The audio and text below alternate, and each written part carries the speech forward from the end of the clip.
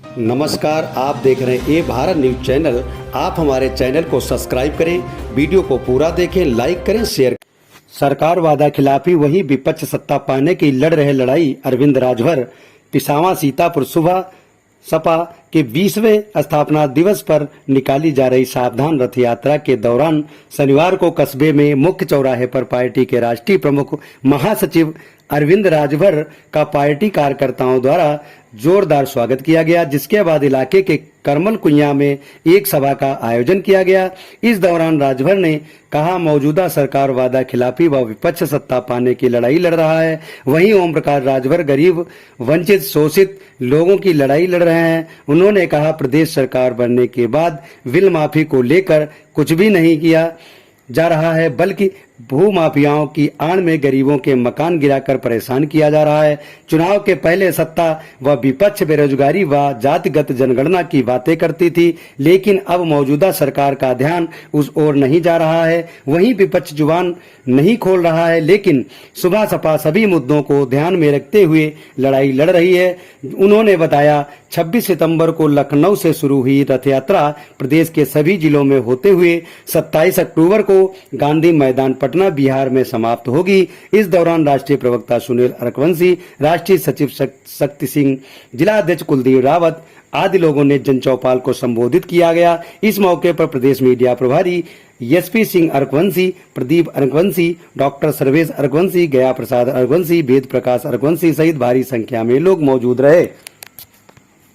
देखिए, सावधान रथ यात्रा है जो 26 तारीख से लगातार चलाया जा रहा है और 21 तारीख तक उत्तर प्रदेश में चलेगा। उसके बाद 27 अक्टूबर को बिहार, बगल के प्रदेश बिहार के गांधी मैदान पटना में 10 लाख की भीड़ इकट्ठा करके हम लोग पूरे देश को संदेश देंगे कि जिस प्रकार से उत्तर प्रदेश में जो सरकारें रही हैं या जो सरकारें हैं, ये सरकारें वोट लेने के नाम पर तमाम तरह के वादे करते हैं और जब उन वादों को पूरा करने का समय आता है तो फिर जनता को कहीं न कहीं पीछे ढकेल देते हैं। ओम प्रकाश राजभर एक ऐसे नेता हैं जो हमेशा अपने वादे पर खड़े रहते हैं। ओम प्रकाश राजभर जी ने 2017 के विधानसभा में से लेकर के 2022 के विधानसभा में लगातार अनवरत गरीबों के हक हिस्सा अधिकार के लिए, वंचित, पिछड़े, दलित, अल्पसंख्यक तमाम वर्गों के लिए जो भी लड़ाई, जैसे भारतीय जनता पार्टी ने भी और समाजवादी पार्टी ने भी कहा था कि हम जातिगत जनगणना कराएं। सरकार बन गई, जातिगत जनगणना भारतीय जनता पार्टी करने से पीछे हट रही है और वहीं पर समाजवादी पार्टी के मुंह से आवाज़ नहीं निकल रही है। कहीं न कहीं समाजवादी पार्टी के राष्ट्रीय अध्यक्ष अखिलेश यादव जी ने यह भी बात कहा था चुनाव के दौरान कि सरकार बनेगी तो उत्तर प्रदेश में बिजली का बिल माफ़ किया जाएगा। इतना दिन हो गया, सरकार भाजपा की बन गई, लेकिन एक बार भी न तो प्रेस कॉन्फ्रेंस हुई, न तो कोई धरना हुआ, न कोई प्रदर्शन हुआ कि बिजली बिल माफ़ी को लेकर के।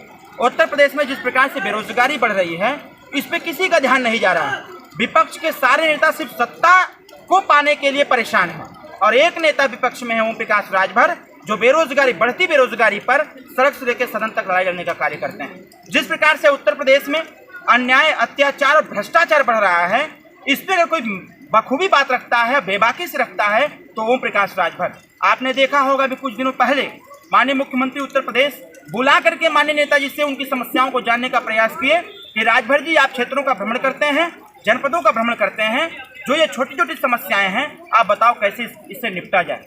जबकि जो सरकारी रिकॉर्ड आते हैं, सरकारी रिकॉर्ड आज वेल बताते हैं, लेकिन जो आप बोलते हो उसमें बहुत डिफरेंस हो जाता है। हम लोगों ने 2.5 घंटा की मीटिंग में योगी आदित्यनाथ जी को पूरी ब्रीफिंग किया गया।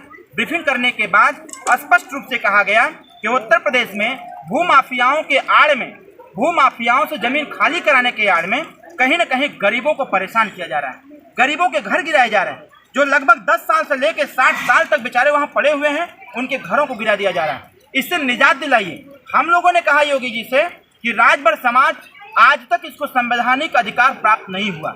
आज़ादी के 75 साल बीत गए, देश में चुनाव 1952 से हो रहे हैं, ये सिर्फ वोट देने की एक मशीन बना हुआ है, संवैधानिक अधिकार इसको नहीं मिला। योगी जी ने पूछा कैसे मिलेगा? हम लोगों ने कहा कि अनुसूचित जनजाति की 19 जातियों में से 18 जातियों को आपने अनुसूचित जनजाति में शामिल कर दिया।